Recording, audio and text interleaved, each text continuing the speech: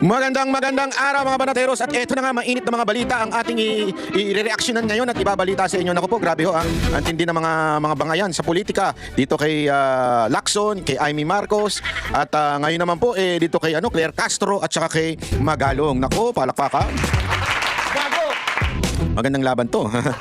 Isang kilala at honorable person at isang ewan ko kung yung honorable ba yung isang yun. Nako, as in matindi yung bangayan ng nangyayari, at ang matindi pa ho niyan mga kababayan, idinikit na naman ng mga Duterte. Ay sus, hayop talaga. Iba talaga. So anyway, mga kababayan, ito muna, pag-usapan muna natin itong ito, reaksyonan lang natin ito. Picture muna, picture. Pero bago po mangyari ang mga ganyang klaseng usapan, ulitin lang po natin mga kababayan, baka naman pwede mag-subscribe na po kayo kasi sa mga nanonood, 52% hindi nakasubscribe. Pero alam nyo nakita ko yung statistics medyo umaangat na po ito. Marami na po ang nanonood na nakasubscribe. Pero kung maaari pa, yung iba pa, yung remaining na nanonood, baka naman pwede hong tayo mag-subscribe. Okay. Ito na nga, pag-usapan na po natin yung picture muna, ayan. Alam nyo, kasi nung nakaraang araw, di ba, kilala nyo naman yung nag-withdraw ng support na kay Marcos na isang kernel dyan sa AFP, nayanig. At ang balita nga ho natin, mga kababayan, masusundan pa daw ito. Yun ating naririnig sa palipaligid, masusundan daw pa ho ito, at marami pa rin daw hong mga in a peaceful manner they would withdraw their support from the president. That I do not know kung sino-sino yan. Naririnig natin yan sa mga bali-balita, napapanood natin sa mga social media, na meron pa nga daw mga lalabas pang bayani na masasabi natin dahil naninindigan na tama na, it's enough.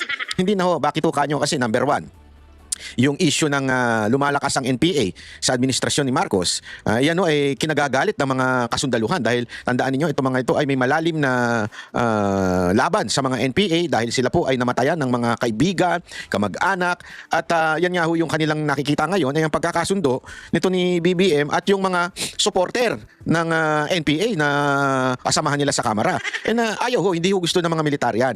At yan po ang isa daw sa dahilan ng mga pag-aaklas, ay hindi na pag-aaklas, pag-withdraw, mali ang term kung pag-aaklas, pag-withdraw ng ilang nasa military. Yan ho, ikwento ho sa atin ng ilang mga kakilala ho natin. Hindi ho natin alam, hindi ho tayo nakikipag-ugnayan sa kanila. Hindi ho natin, para lamang po, disclaimer lang, wala ho tayong personal knowledge dyan. Pero may naririnig po tayong mga kwento-kwentuhan. Dahil po dyan, napareact na po ang ewan ko kung masasabi ba natin pinakapangit o walang kwentang tao sa larangan ng political commentator. Ito ho, si attorney ba ito? Paano nangyaring attorney ito? Totoo ba ito? Baka naman fake news to. Puro salungat yung kanyang titulo, yung attorney, salungat sa utak niya, yung Jesus, salungat sa ugali niya. Sabi nga ni parang Jack, ni Sir Jack, sabi nga niya isama natin banitero, sabi ba naman niya, wala namang baklang Jesus. Sa bagay, tama siya doon, di ba? Pero ito ang Jesus na, ba't kaya pinangalan ng nanay niya dyan sa kanya, no? Nasagwa? Pwede bang bawiin? Dapat hindi pinapayagan yung mga ganyan na yan ay papangalan mo. Mantakin mo, halimbawa lang, hindi ka kapanalig ng mga Kristiyano. Tapos makikita mo ang pangalan niya. Alam mo ba, si Jesus ang tagapagligtas ng ating buhay at pag tayo may kasalanan, tapos makikita nila, Attorney Jesus Palsis, ano ba yan? Ba't naman ganyan? Akala ko ba tagapagligtas ng sanlibutan, ba't ganyan yan? Di ba? Ang pangit, dapat talaga palitan mo yung pangalan mo. Palsis, yan ang bagay sa'yo. Palsipokado ka kasi lagi ka mali. Sabi niya, tandaan nyo mga AFP and PNP na nagbabalak mag-withdraw ng support. Kuha nyo man ang suporta ng mga DDS pero hanggang online lang sila. Naku. Gago! Mas marami kami na totoong tao na hindi susuporta sa pagpapatalsik kay BBM para lang umupo si Sara Duterte. Gago! Mas madami daw sila. Pero wala naman siyang naipanalong kandidato. Wala naman nanalo sa mga pinklawan. Wala namang nanalo sa mga dilawan. Di ba? Kaya sana kung mas marami kayo, ni nanalat. Kaya nga tinan mo, doon na lang tumakbo sa kanila para manalo siya sigurado. Kasi tama nga naman, nakaka-depress nga naman yun. Ilang beses ka nang tumakbo, Vice President nung panahon ni Pangulong Duterte, Vice President ka na. Di ba? So dapat, ang laki na ng advantage mo. Kasi Vice President ka, talo mo si Bongbong Kuno, di ba? Di sana, panalo ka ng presidente. Kaya lang, sinamahan ni VP Sara Duterte, si BBM. So panalo ngayon si BBM. Dahil sa pagsama yan ni Vice President Sara Duterte. So therefore, ang mga Duterte talaga may tunay na bumobotong supporter. Kung sinasabi mo ang DDS hanggang online lang sila, nagkakamali ka dyan. Baka kayo hanggang karsada lang. Ilan lang kayo? Umabot ba kayo 1 milyon? O sabi mo na umabot kayo 1 milyon, 2 milyon sa kalsada. 2 milyon na, to be safe. Hindi pa rin kayo majority. ilan ba boto natanggap ni Vice President Sara Duterte? Siya ang pinakamalaki. Mas malaki nga sa presidente. So, ibig lamang sabihin yan, yung pautot mo na wala namang kaming bilang, ay kalokohan. Gago! Diba? Hindi ka kanya nananalo. Yung 8 diretso nyo, 8 inodoro. Oh.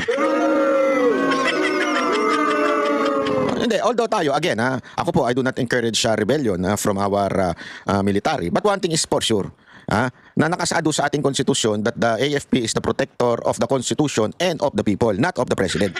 Malinaw yan sa ating konstitusyon. So sana, itong mga AFP natin would follow the will of the people. Okay? Yun lang ang sa akin yan. Ngayon, nagkakaiba-iba tayo kung anong pananaw natin, kung ano ba ang will ng tao.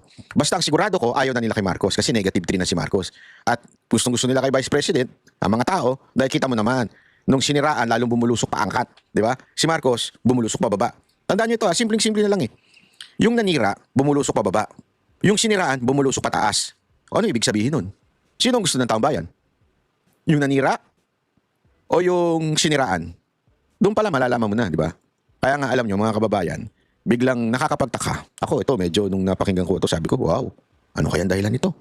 Bakit nakipagpulong ang bagong Chinese envoy kay Marcoleta? Ba may ibig sabihin yan? Tingnan nga natin. Yun po, unang-una, pinasalamatan niya ako na salamat kanya na pinaunlakan mo ako sa imbitasyon ko na magkita tayo. At ako'y natutuwa sa marami nating napag-usapan. Ayun. Naku po, nag-usap sila. Ano kaya pinag-usapan nila? Sasabihin kaya ni Marcoleta ito? Senator Marcoleta, ano ba pinag-usapan nyo? Hindi, alam mo, ito walang biro ito ngayong mga panahon na ito, kahit sa Africa, yung isang leader doon ay nakipag-usap ang China. China na ang pinaka-partner nitong African country na ito, yung ano ba yung ano ba yun? Kalimutan ko na. Mamaya sasabihin ko sa inyo. Pero dahil doon umaasenso na yung ano nila, tinaboy nila yung mga western world kasi inaapi nga naman sila. So dito sila nakipag-usap sa China at dahil doon umaasenso sila. Hindi kaya ito ganito rin. Naku, hindi ko alam pero bakit kaya sila nakipag-usap dito kay Marcoleta? Alam mo kasi ito si Marcoleta. May nagsabi sa akin kasi tinanong ko. Siyempre, presidente si VP Sara Duterte, di ba? Sa 2028. Nagsabi sa akin, alam mo magandang kumandidatong vice president, si Marcoleta.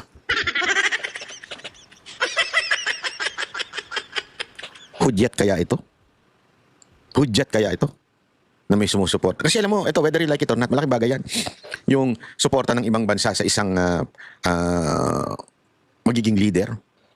Di ba? I mean, sa lahat-lahat naman. Sa dami-dami namang i-invite ng Chinese ambassador. Bakit si Marcoleta? Naku po. At isa nga sa gusto ko sanang makadaupang palad ay yung Secretary Gibo. Kanya pa eh. Yung pagkakasulat niya, Gibo pa eh. Gibo talaga.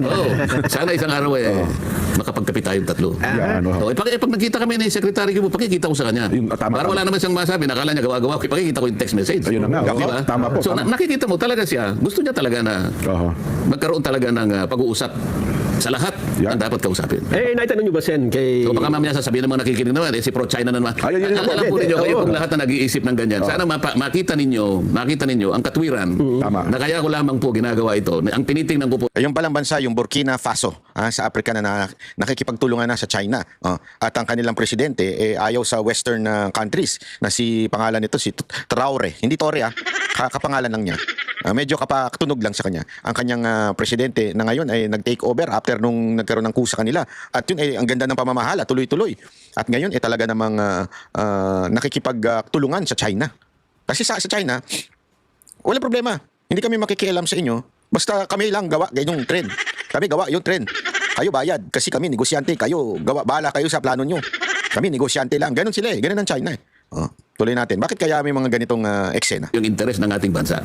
Actually, tatanong ko sana sa Maniwala kayo o hindi. bago sa tayo lumipat ng paksa, yun ang sana sabihin ko, pasabali doon sa ating mga Kaya kabayan. unahan na kita. Nababasa ko yung isip mo eh. Baka kasi mo niya, ikat na naman ito.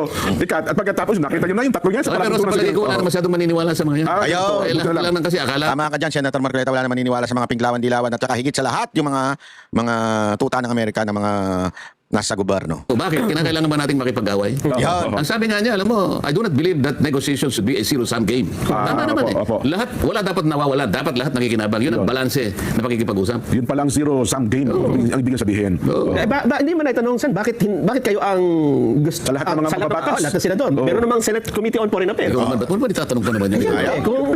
Baka naman isip-isipin, itong taong ito, inimbita ko na nga eh. Tinatanong mo pa. Tinatanong mo ba't hindi ko pa inimbita yung iba? Huwag naman yung ganun. Di sa inyo na namin tinanong. Sa tingin nyo, bakit kaya kayong napili na Opo. makausap, Sen? Abay, malay ko.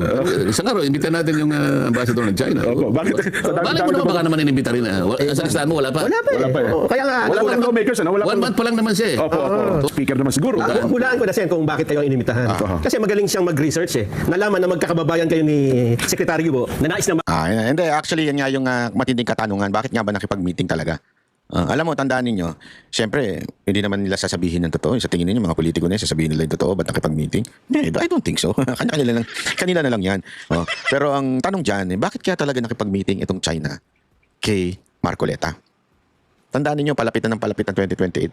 Ako, ito lang ang sa akin, palapitan ng 2028. Nakikita naman natin ang diskarte ng ibang galawan ng mga ibang mga foreign leaders pagdating ho sa mga panahon ng mag-i-election na. Kanya-kanya na rin ho silang suporta kung sino ba ang makakatulong para sa kanila. Tandaan niyo, lahat naman po yan ay para sa kanila. Kung makipag-usap man ng Amerika, gusto nila para sa kanila. Kung makipag-usap man ng China, abay gusto nila para sa kanila. Yan naman talagang concern nila, di ba? It's always their people, their country. Yan ang kanilang priority. Which is, there's nothing wrong with that. Kaya lang, tayo mga Pilipino, ang merong maling pananaw tungkol dyan. Kasi kesa na sana isipin natin kung ano yung mapapala natin, di ba? Ang iniisip natin, iba. Hindi ko nga maintindihan bakit ganun eh. Kung ano pa yung ibang bansa marunong mag-isip para sa kanilang sarili, yung bansa natin hindi marunong mag-isip kung para kanino. Yung ating mga nasa oposisyon, nasa gobyerno. Ang iniisip, anong kapakinabangan ng Amerika? Siguro, baka nag-isip lang yan ang kapakinabangan nila pagdating sa nakawan. Pero pagdating sa pakinabangan ng sino ang dapat nating makipagtulungan, ang iniisip lang nila, itong Amerika. Sa bagay, kung meron ka nga namang perang hindi mailabas ng Amerika, sino kakausapin mo? Ala naman yung China. Sino kakaibiganin mo? Ala naman yung China. Siyempre, kakaibiganin mo, Amerika. Di ba? Kaya nga, yan ang bulong-bulungan ngayon na etong si Marcos, kaya nakikipag-usap sa Amerika, nakikipagkasundo, dahil doon sa mga atraso niya, bank account nila, na hindi mailabas sa Amerika. Kaya todo-todo sip-sip nila sa Amerika. Yan ang mga usap-usapan ngayon sa social media.